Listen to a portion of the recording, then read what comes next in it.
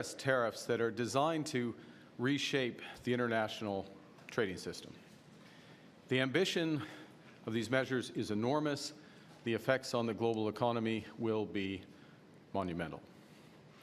We received confirmation that the latest reciprocal tariffs will not be imposed on Canada.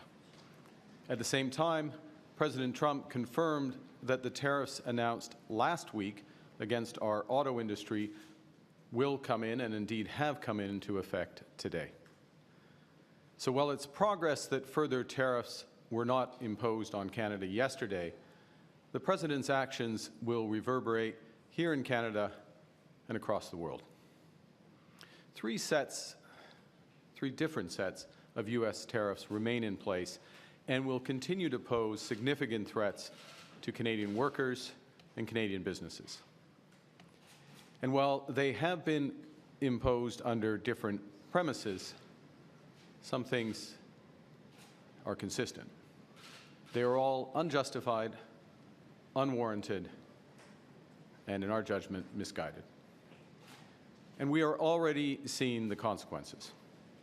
Just last evening, workers from Unifor Local 444, with whom I met last week, learned that their auto assembly plant in Windsor will be shutting down for at least the next 2 weeks. That's 3,600 workers who are now out of work, not by their choice. Workers who now worry how they're going to put food on the table and pay their bills. I and my government stand in solidarity with those workers in Windsor and all those workers hurt by President Trump's tariffs. And that's why we committed from the very start that all, and I repeat, all of our tariff proceeds will go to protect workers affected by the tariffs. Les premiers tarifs ont été annoncés en février. Après une brève pause, ils ont été remis en place en mars. Selon l'administration Trump, ils ont été mis en place en réponse au trafic de fentanyl qui aurait lieu à notre frontière commune. Pourtant, 0,20% du fentanyl qui entre aux États-Unis vient du Canada. Et malgré ce fait, le gouvernement précédent a agi dès décembre avec un plan frontalier robuste d'1,3 milliard de dollars. 1,3 milliard de dollars. Un plan qui implique de nouveaux outils pour nos forces policières, des hélicoptères, des drones et des équipes canines pour détecter et empêcher le trafic de fentanyl et des produits chimiques utilisés pour produire cette drogue. That plan is working. As U.S. Customs and Border Protection themselves have acknowledged, there was a 97% drop in fentanyl seized at our shared border in January compared to December. In fact, Canada was not mentioned once in the United States annual report that lists the biggest threat to that country. Just last night, the U.S. Senate made it clear that these tariffs are a mistake. The Senate voted to repeal them in a symbolic but important assertion of both fact and solidarity. The second set of U.S. tariffs were imposed in March on steel and aluminum imports from around the world, including Canada. Canada has long been the United States' main supplier of these materials, materials that are vital to building Americans' homes, their cars, their bridges, their consumer goods, and so much more. These materials are vital to powering America's economy. The President pursued similar tariffs on steel and aluminum during his first term, a process which led to thousands of lost jobs in America. Then, as now, those tariffs were in clear violation of trading agreements. Today it's CUSMA, an agreement that the President himself negotiated and promoted during his first term, an agreement that we in Canada have upheld in good faith. Last week, the President and his administration announced their third set of tariffs. this time against auto imports primarily from Mexico and Canada. In the year I was born, Canada and the United States signed the Auto Pact, an agreement that ended auto tariffs between our nations and began a 60-year period, you can guess my age, a 60-year period of close cooperation, partnership, job growth, and prosperity. And that era has now ended unless the United States and Canada can agree on a new comprehensive approach. Yesterday's actions by the U.S. administration, while not specifically targeting Canada, will rupture the global economy and adversely affect global economic growth. The global economy is fundamentally different today than it was yesterday. The system of global trade anchored on the United States that Canada has relied on since the end of the Second World War, a system that, while not perfect, has helped to deliver prosperity for our country for decades, is over. Our old relationship of steadily deepening integration with the United States is over. The 80-year period when the United States embraced the mantle of global economic leadership, when it forged alliances rooted in trust and mutual respect, and championed the free and open exchange of goods and services, is over. Well, this is a tragedy. It is also the new reality. We must respond with both purpose and force. We are a free, sovereign, and ambitious country. We are masters in our own home. Nous sommes maîtres chez nous. Nous contrôlons notre destin. Nous allons tracer notre propre voie. Nous choisissons de nous battre, de protéger et de bâtir. Nous allons nous battre contre ces tarifs jusqu'à ce qu'ils soient annulés. Nous allons protéger nos travailleurs et nos entreprises pendant cette période difficile. Surtout, nous allons bâtir une économie canadienne renouvelée.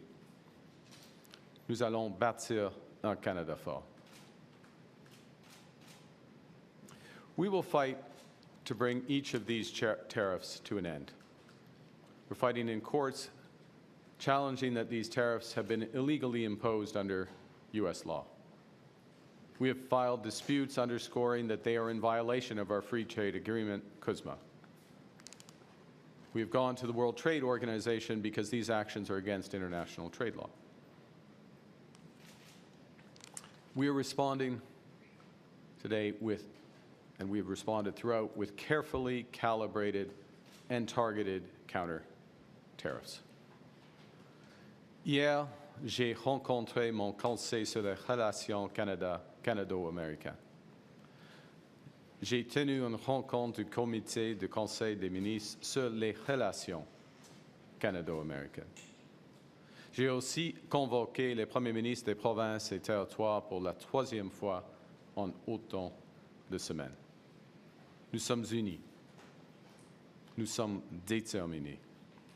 As I told President Trump during our call last week, Canada will respond to the U.S. auto tariffs. And today I'm announcing that the Government of Canada will be responding by matching the U.S. approach, with 25% tariffs on all vehicles imported from the United States that are not compliant with CUSMA, our North American Free Trade Agreement, and on the non-Canadian content of CUSMA-compliant vehicles from the United States as well. Our tariffs, though, unlike the U.S. tariffs, will not affect auto parts because we know the benefits of our integrated production system. And they will also not affect vehicle content from Mexico, who is respecting the CUSMA agreement. And as well, we are developing a framework for auto producers in Canada to get relief from these counter-tariffs as long as they maintain their production and investment in our country.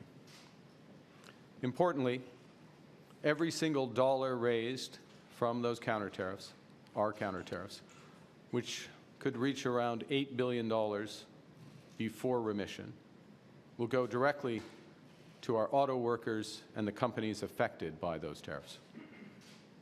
And that's on top of a $2 billion fund that we announced last week to build a made-in-Canada auto sector, a fund that a new Liberal government would implement should we be elected.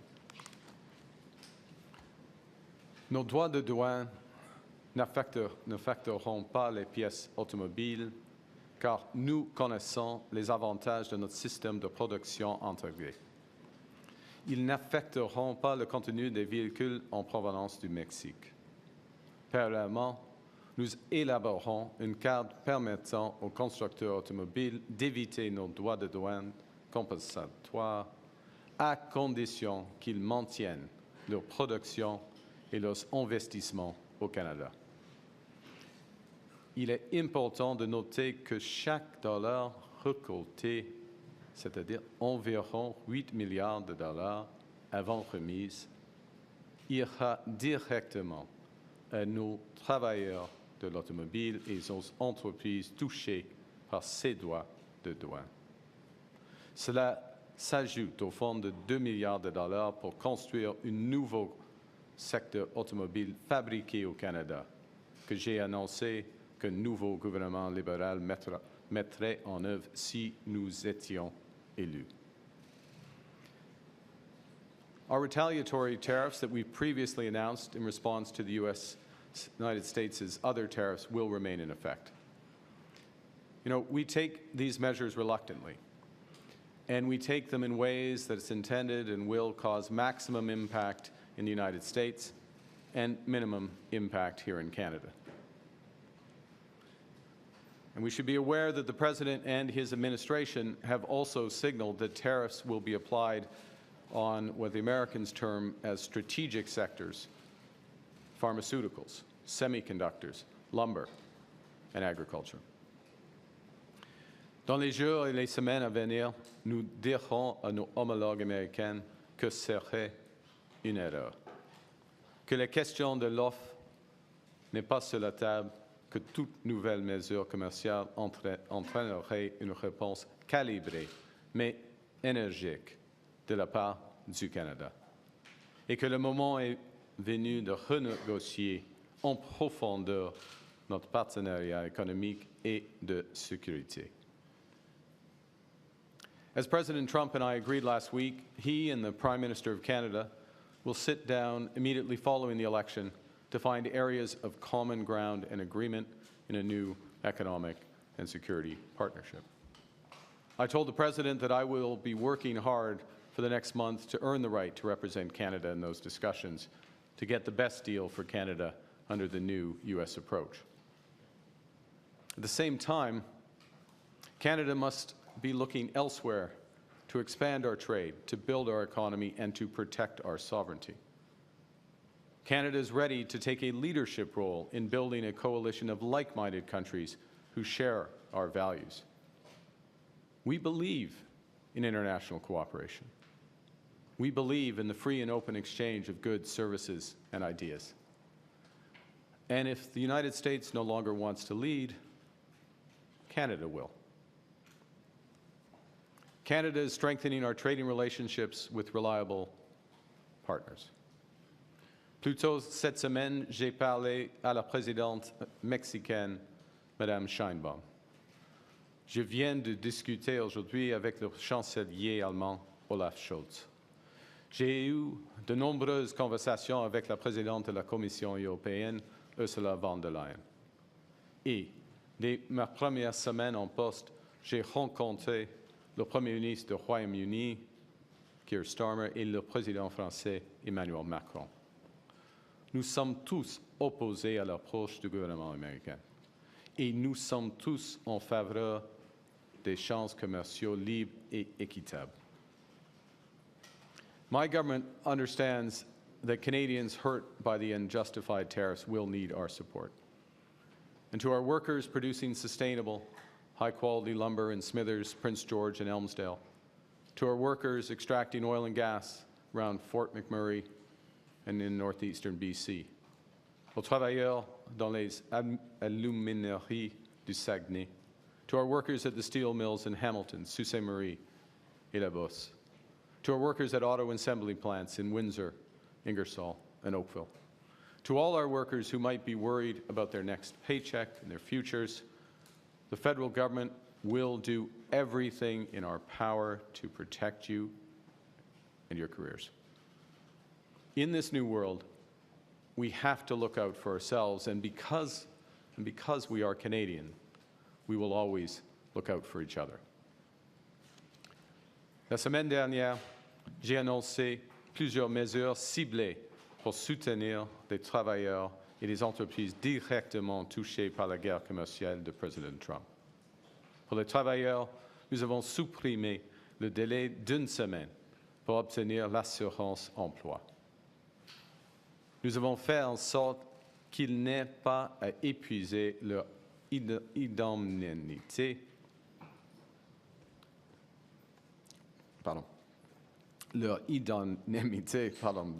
de part avant de toucher l'assurance emploi, et nous avons facilité l'accès à l'assurance emploi. Comme je l'ai dit et répété, mon gouvernement va utiliser chaque dollar tiré de nos counter-tariffs pour soutenir les travailleurs canadiens tant et aussi longtemps que cette guerre commerciale perdure. Nous allons aussi appuyer les entreprises canadiennes. Nous avons reporté les paiements d'impôts sur le revenu ainsi que les versements de la TPS et de la TVH pour les entreprises. Nous avons mis en place de nouvelles mesures pour leur fournir de liquidités, une aide financière importante qui va aider nos entreprises à braver cette tempête. Et nous avons augmenté le financement des agences de développement régional. Fighting back against U.S. tariffs and protecting our workers are our most immediate priorities. But they are not sufficient. Our task as a nation in the coming weeks and months and years is to think bigger and to act bigger. We can draw strength right now from each other. From Canadians who are supporting local businesses, Canadians who are buying Canadian, Canadians who are changing their travel plans, and Canadians who are helping each other as neighbors. We are powerful when we act together. From providing refuge to stranded passengers in Gander to fighting forest fires in California, Canadians have done extraordinary things for Americans when they needed it most. Now, more than ever, we need to do extraordinary things for ourselves. We will need to do things previously thought impossible at speeds we haven't seen in generations. Breaking down internal trade barriers so that we can have one Canadian economy, not 13. Making Canada more productive and competitive. Building things in this country again. Millions more homes. Building clean and conventional energy. Building more public transport, more mines, more assembly lines. Building new trade corridors with reliable partners. Building a Canada that works for everyone. A Canada that everyone can afford. A Canada worthy of its people. Last week, I met a teacher from Glen Williams Public School in Georgetown, Ontario. And she told me about a routine assignment, that she had given to her 9- and 10-year-olds. And the children were asked to describe their dreams for Canada.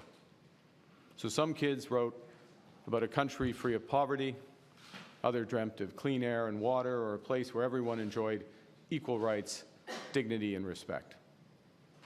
These are what we all want for ourselves and for each other. But many also wrote about tariffs and threats to our sovereignty, words that I hadn't met at that age. And I'm going to quote one which is representative. I dream of a safe, a kind, and a clean Canada. A Canada that is not the U.S. Our children should be able to dream about a positive future, not worry about an economic crisis. Les Canadiens et Canadiennes sont inquiets, et c'est normal quand il y a des grands changements. Ce n'est pas nous qui avons changé. Nous sommes restés les mêmes fiables, fiers et forts. Nous vivons dans un nouveau monde, et ça vient avec nouveaux défis. Given the prospective damage to their own people, the American administration should eventually change course. But I don't want to give false hope. The President believes that what he is doing is best for the American economy. He believes that it's best for American workers. And although their policy will hurt American families, until that pain becomes impossible to ignore, I do not believe they will change direction. So the road to that point may indeed be long. And it will be hard on Canadians, just as it will be on other partners of the United States. It will require us to make difficult choices. It will require sacrifices. I have no doubt we will rise to the challenge, because that's who we are as Canadians. We have done hard, seemingly impossible things throughout our history. We conquered the unconquerable at Vimy and Juno Beach. Nous avons bâti un pays qui unit des langues, des cultures et des croyances différentes. Et en le faisant, nous sommes devenus plus forts. We created public Medicare. We confronted our own past with Indigenous peoples. We answered the call to defeat fascism. We know we are not always perfect, but we always strive to be good. We do not do things because they're easy, but because they are right. We will rise to meet this challenge, and we will emerge stronger. So to those kids at Glenn Williams Public School, don't worry. With your spirit, with that of your parents, their friends, and people like them across this great country, all pulling for Canada, we will build an even better Canada for your future, because that's who we are. We are Canada. Canada strong, un Canada fort.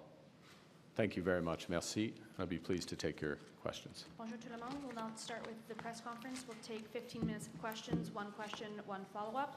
On a 15 minutes, une question et une suivi. Laurence? Merci. Bonjour, M. Carney. Laurence Martin de Radio-Canada. Il n'y a pas eu de recul, vous l'avez dit, il n'y a pas eu de recul de M. Trump sur les tarifs déjà annoncés pour le Canada, comme sur le secteur de l'auto. Est-ce que ça veut dire que votre appel avec M. Trump la semaine dernière, finalement, n'a pas été si productif que ça? Je crois que vous avez raison, et comme je viens de décrire, il n'y a pas de recul des tarifs par rapport au fentanyl, l'acier, l'aluminium et puis le secteur automobile. L'appel avec Monsieur le Président, nous avons fait de progrès. On peut le voir avec le résultat par rapport les tarifs réciproques. Nous avons eu le meilleur accord d'une série de mauvais accords. Ça, c'est la vérité dans ce cas. Première chose. Deuxièmement, nous sommes d'accord, Monsieur le Président et moi, nous sommes d'accord qu'au début de mai, il y aura le commencement des discussions globales en ce qui concerne le partenariat économique et sécuritaire du Canada et les États-Unis. Alors, encore, ça c'est du progrès, parce qu'on ne peut pas faire de progrès avec chaque initiative, chaque enjeu. Il faut avoir une discussion globale entre les deux pays souverains. In English before my You're absolutely right. The core tariffs with respect to fentanyl, automobiles, steel and aluminum remain in place. With respect to an enormous series of trade measures that were announced yesterday, we have the best deal of a series of tough deals, bad deals in many respects. That is progress. That is recognizing the partnership. As well, what was also progress in the call the President and I had last week is this agreement that we will sit down, future Prime Minister and him as President will sit down and begin negotiations on the overall economic and security partnership with Canada. And that's important, in my judgment, because we will not make progress on individual items. We can only make progress as a whole in a relationship that is being redefined. And of course, as I said in my remarks, and as I said to the President, and as I said at the time, I'm working hard to ensure, or to earn the right, rather, to represent Canada at those negotiations. Et en suivi, est-ce que vous songez à imposer une réponse coordonnée avec d'autres pays contre les États-Unis? À ce moment-ci, non. En bref, non. On a des discussions. J'ai plusieurs discussions avec l'autre chef d'État, chef de gouvernement en Europe, au Mexique et d'autres parts du monde. Mais ils sont des discussions positives. Comment on peut augmenter les relations commerciales entre notre pays ou nos juridictions? Ce n'est pas afin d'avoir une réponse négative ou coordonnée par rapport aux États-Unis. OK? Merci. Bonjour, Émilie Bergeron, la presse canadienne. Votre prédécesseur, Justin Trudeau, avait invité les autres chefs de parti à des rencontres conjointes pour montrer que le Canada est uni, qu'il y a un front uni face à M. Trump.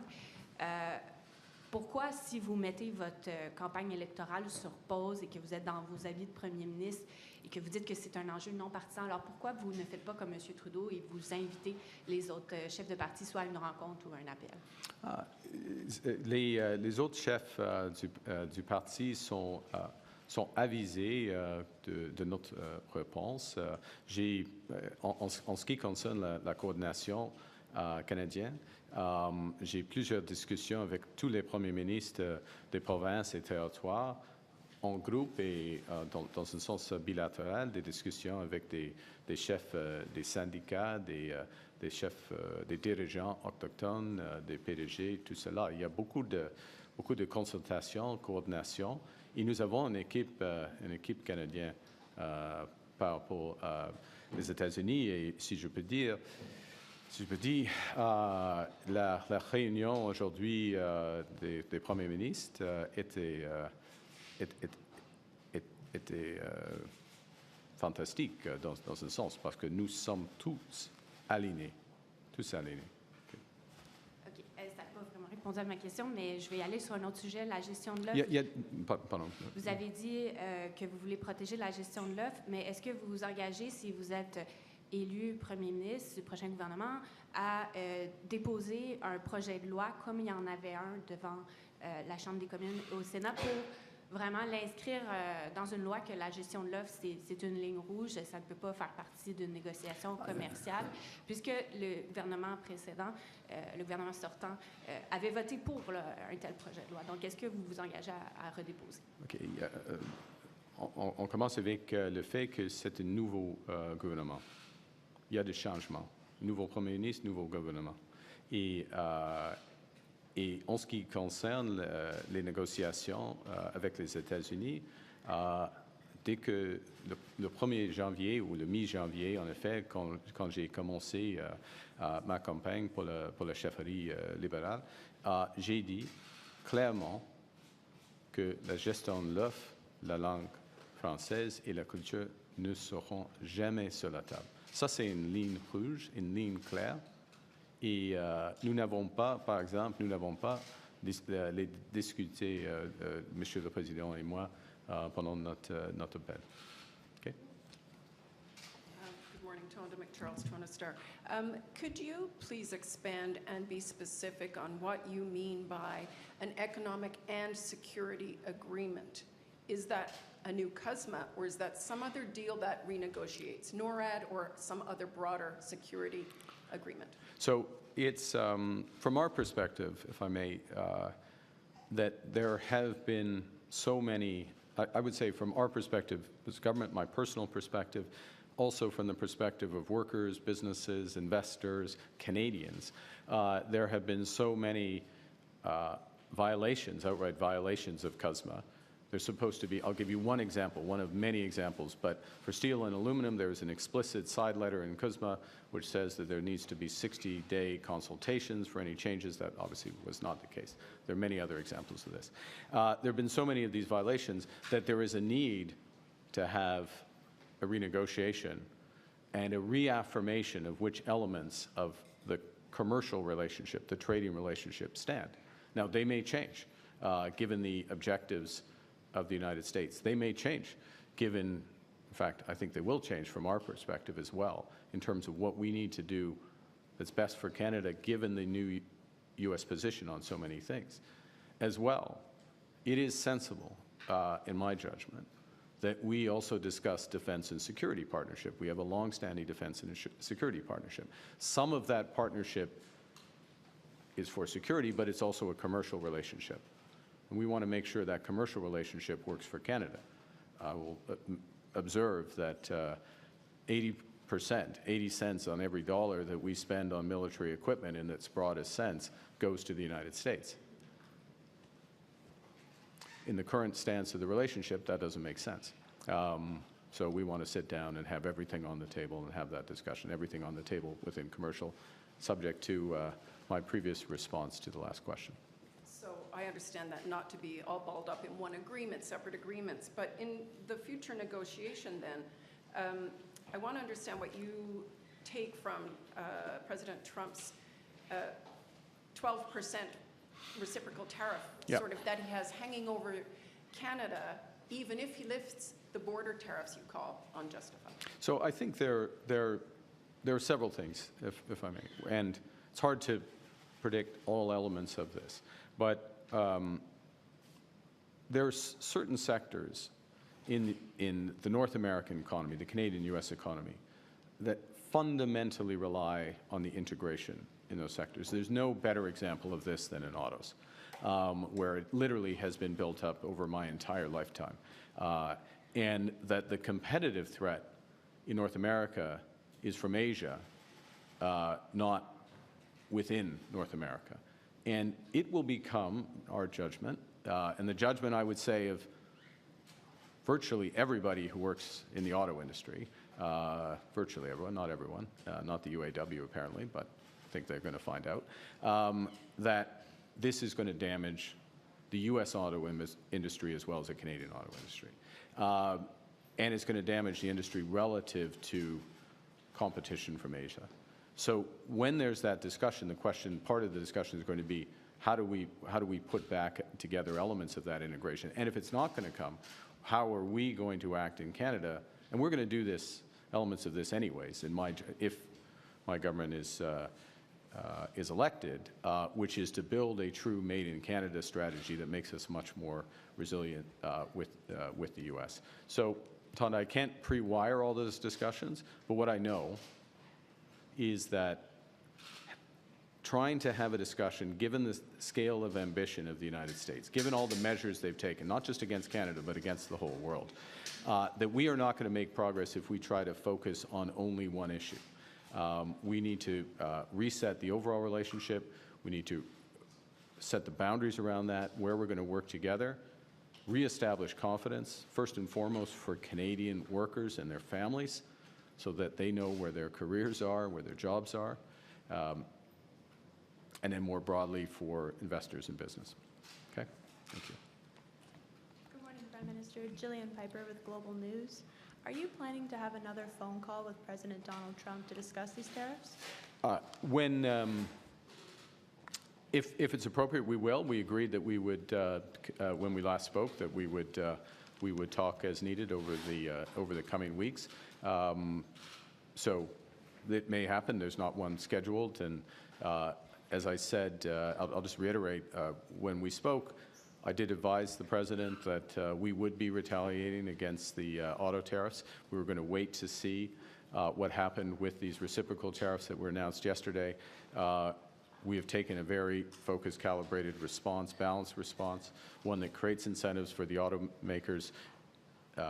So as appropriate, we will speak. I'm very conscious, we're very conscious that there are additional measures likely to come in other sectors, including forest products, pharmaceuticals, and others.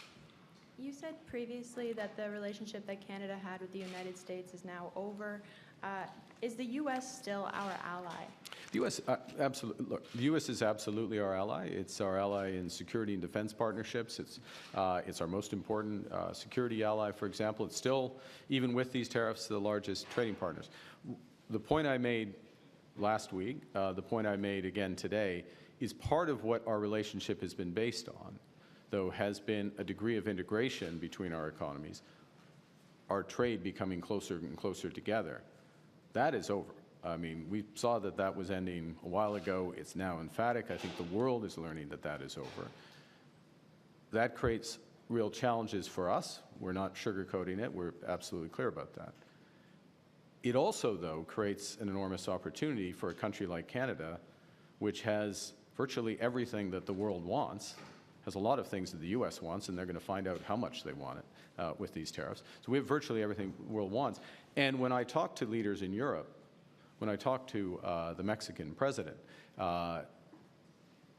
they want to work with us. They want to cooperate with us. And I'll say one other thing, if I may, and then hand, which is one of the things, and I'll go back to Team Canada, Premier Smith, Premier Moe, Monsieur le Premier Ministre Legault, all of those premiers in the very short term either have just gone on major trade initiatives to Europe in some cases, or about to go to trade missions in Asia. That's the Team Canada approach. That's the coordinated approach that we need. And I think Canadians, again, not sugarcoating the challenges, but can be very encouraged about the sense of purpose and action at different levels to move forward. Enfin, les alliés ou...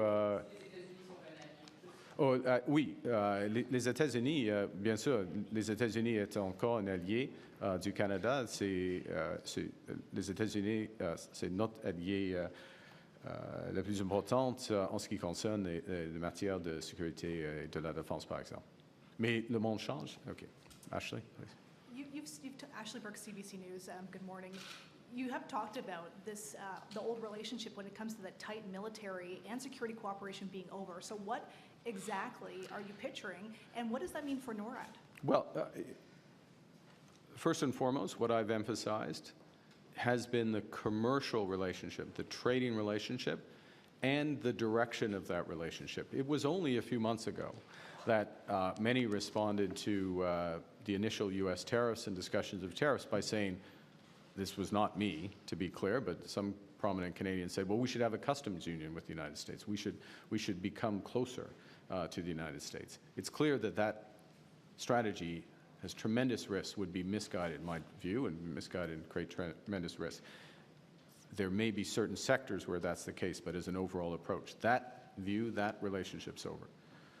As I just said, our military and security relationship is still, with the United States, is still our most important one, without question.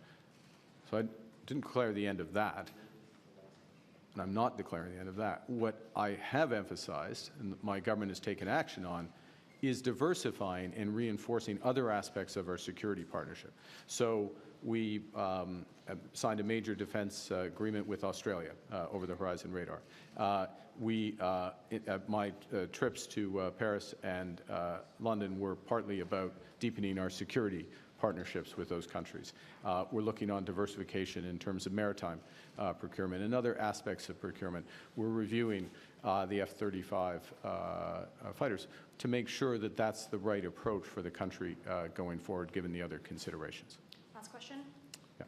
You've talked about how long and hard the road could be for Canadians if Mr. Trump keeps these tariffs in place. How long and hard, and is Canada headed towards a recession? Well, look,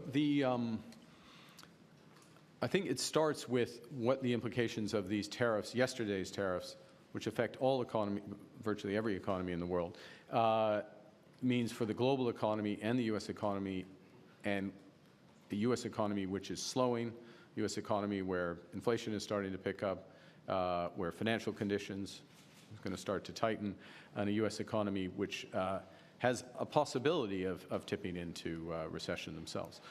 So it starts there. It is usually the case that when the United States has a recession, that it's very difficult for Canada to avoid something similar. There's been exceptions to that. With the financial crisis, 2008-9, when I was governor, we avoided a recession. We need to take action now for short-term support and reimagine our economy for the medium term. And I won't go through the list of things. You personally have had to hear them a few times, but it is about that one Canadian economy, and it's about building everything from homes to new energy infrastructure to new ports and trade infrastructure. By doing that, and by doing that in a way that is as coordinated and impactful and immediate as possible, we create a real possibility, in fact, probability. It's not just right for the medium term, but it's right for the short term. And that, in many ways, is what's at stake right now. Yes, we have to respond to the U.S., and we are responding appropriately. Yes, absolutely, first and foremost, protect our workers. But we need to do much more than that, which is to build this economy. And in doing that, we can avoid the slowdown that is coming. Well, we can do better than the United States. That's my point. We can do better than the United States. Exactly where that comes out depends on how much damage they do to their economy. Thanks, everyone. That En concludes. français, sur le dernier aspect, en ce qui concerne le taux de croissance à l'échelle globale, ce qui est sûr est que les tarifs américains vont desserrer au moins l'économie mondiale, y compris et surtout l'économie américaine. Et à ce moment-ci, l'économie américaine ralentit et l'inflation aux États-Unis augmente. Alors, c'est une combinaison très difficile pour eux. Et c'est avant d'avoir des grands tarifs. Dans ces circonstances, normalement, il y a un fort ralentissement de l'économie canadienne. Mais on l'a évité en 2008, quand j'étais gouverneur de la Banque du Canada, et nous pouvons réduire l'impact négatif, les retombées négatives de l'économie américaine d'ici au Canada avec de la force, de la force économique, y compris tous les volets afin de bâtir une économie forte. Okay, thanks, C'est everyone. tout? Yeah. Sorry, we're done. Sorry. Thank you. Sorry. Thanks, everyone. Okay, merci. Thank you.